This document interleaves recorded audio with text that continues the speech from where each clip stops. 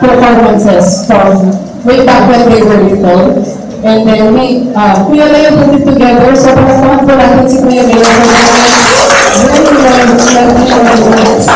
for from the messages of the song run from Jesus crashing into your life, and then when you got Jesus, you've got the love and you give it away, and then you have the authority in Jesus' name to spread that love with everyone. So you ready, guys? Please welcome you from Big Generation 2!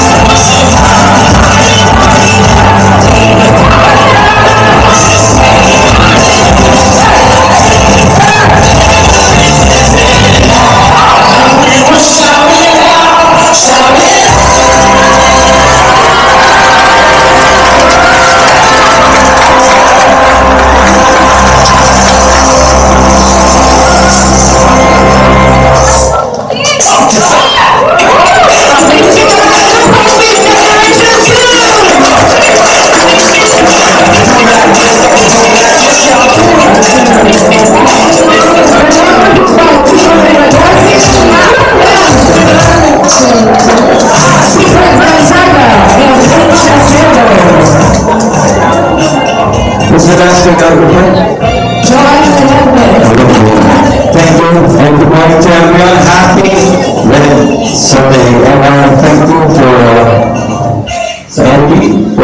coming together.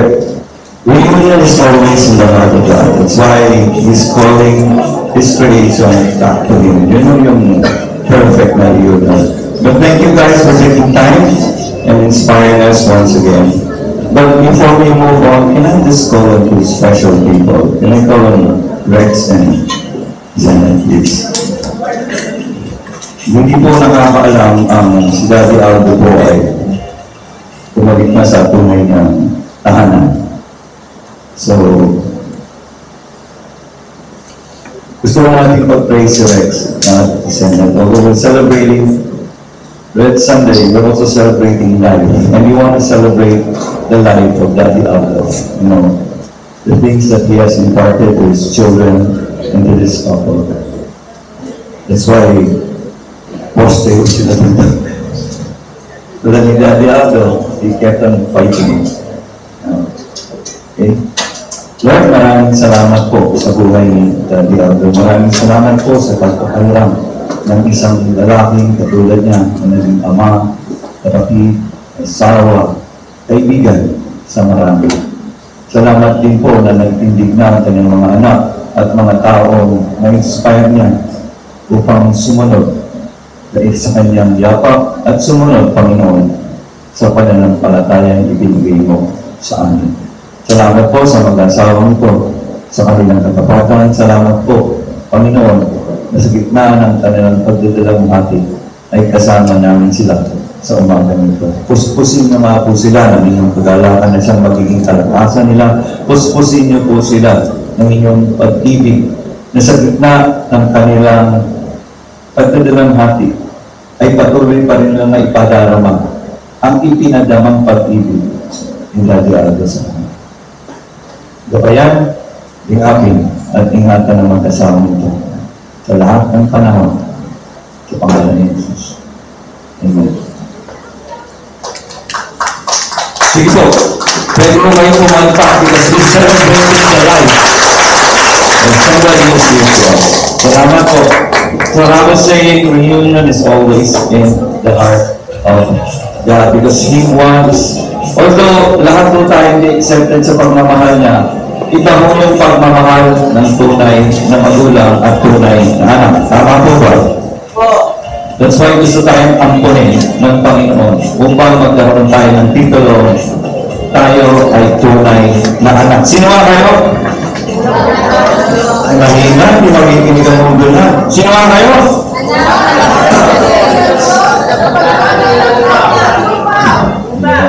Ano nga kalimutan lang? Pag nagigibit kayo, i-recite na, anak ako na makapangyarihang Diyos, tagapagmana ng langit at luma. Kung di nyo naramdaman, ulitin nyo. Kung di nyo pa naramdaman, lumapit na kayo sa akin sa sabihin ko sa inyo kung bakit. Okay? Okay? Kasi po, nakakita na ba kayo ng magulang na gustong naghihirap yung anak niya? Di ba? Pero may paraan ho ang ating Ama sa langit kung paano na tayo ililigtas. At ito ang pag-ibig na pinadama na sa atin kahit tayo'y makasalanan pa.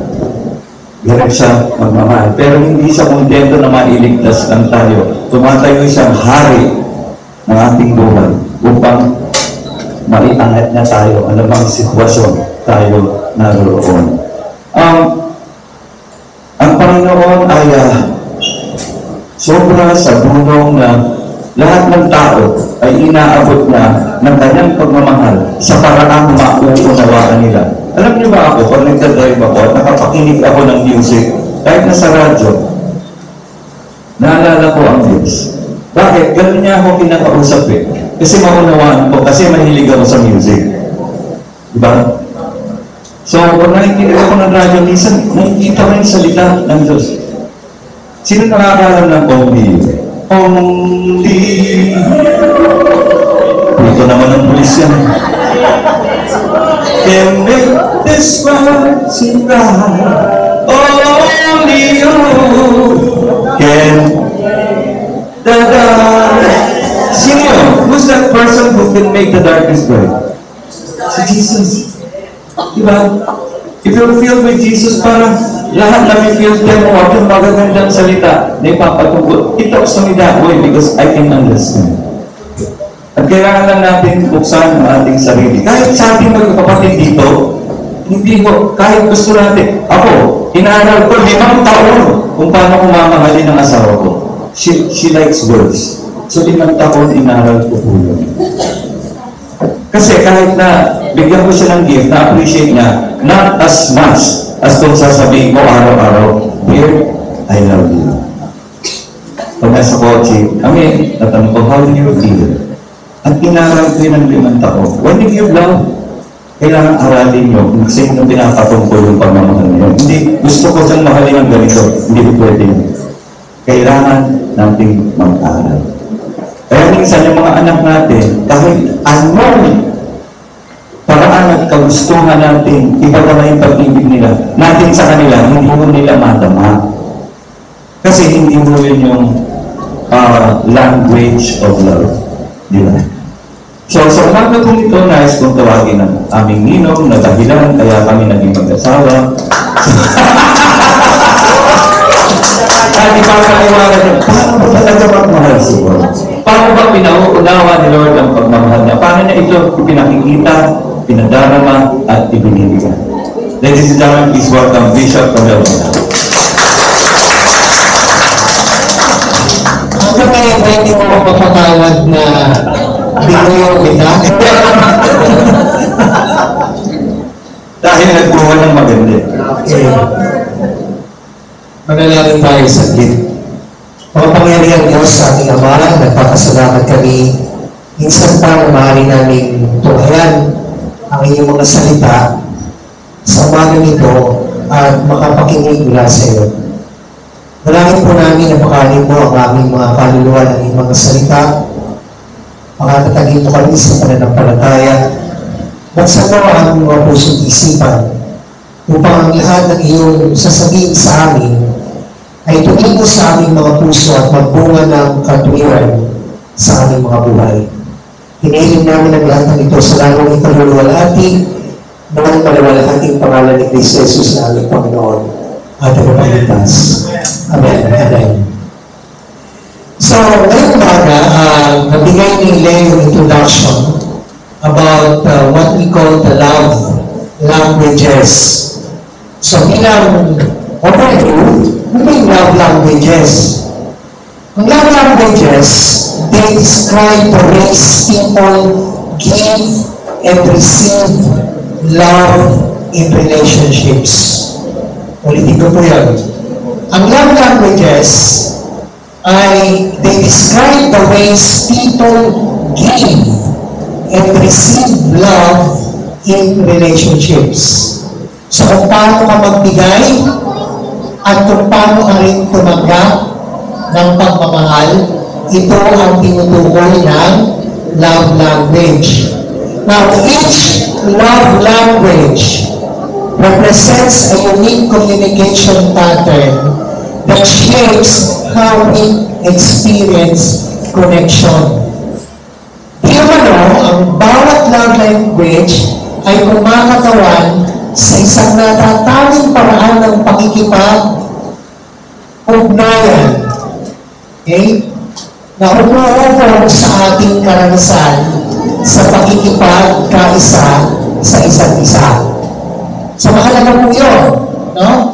Mahalaga na alam natin yung love languages sapagkat hindi mo kung paano kayo makipagkaisa sa inyong lalo na sa inyong mga minamahal sa buhay. Now, according to Baptist Pastor Gary Chapman, he was the one who actually, quote-unquote, let me say, invented the love languages as he understood it sa kanyang aklat na sinulat, 5 love languages. They are as follows.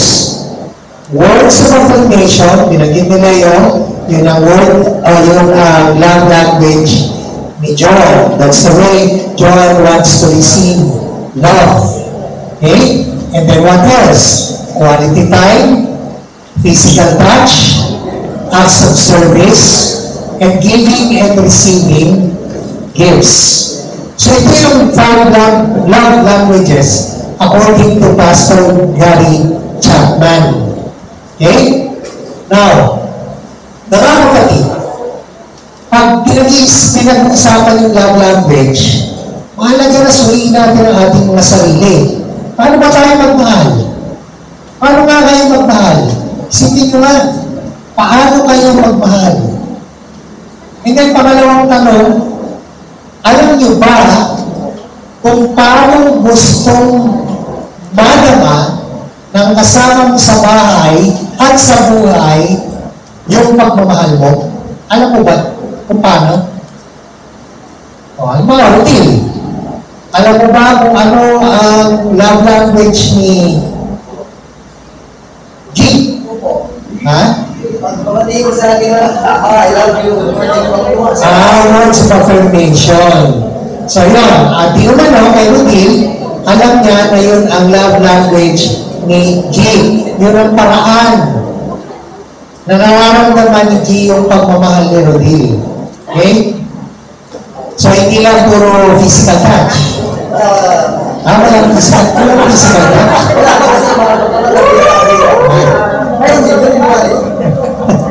Okay. Ngayon, ito guys, yung pag-isipan natin. Pero nakatanong nyo na ba? Nakatanong nyo na ba? Kasi pinag-usapan natin ng love languages sa atin, ano? Pero natanong nyo na ba kung paano magmahal ang Panginoon? Have you ever wondered what are the love languages of Jesus? How does the Lord express love to connect with us? So gusto niyang kumonekta sa atin.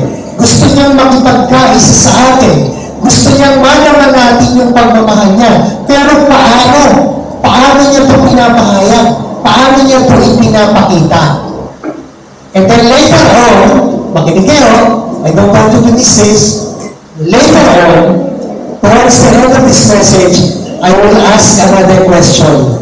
And this is a question in advance. So, ang tanong ko ngayon, how does the Lord express His love for us? But later, ang tanong ko na ay ito. Naisip niyo ba how the Lord wants to receive love from you? So, you have to ask yourself, paano ba gusto ng Panginoon na tanggapin niya yung pagmamahal ko sa Kanya? Okay. So, yun ang ating pag-uusapan ngayong umaga. Let us examine the 5 love languages as expressed by God. Then let us learn to translate these languages into our own. Ibig sabihin, itong 5 love languages, tingnan natin kung paano ito ginagawa at tinitingnan ng Diyos. Pagkatapos na maunawaan natin